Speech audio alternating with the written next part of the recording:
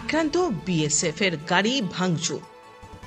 নদিয়া কৃষ্ণগঞ্জে এবার আক্রান্ত হলো বিএসএফ। ভাঙচুর করা হলো তাদের গাড়িতে।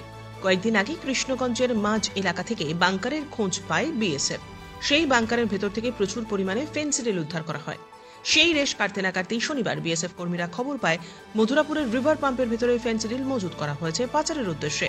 এই খবর পেয়ে ঘটনাস্থলে উপস্থিত হয় এবং তারা তল্লাশি চালাতে শুরু করে।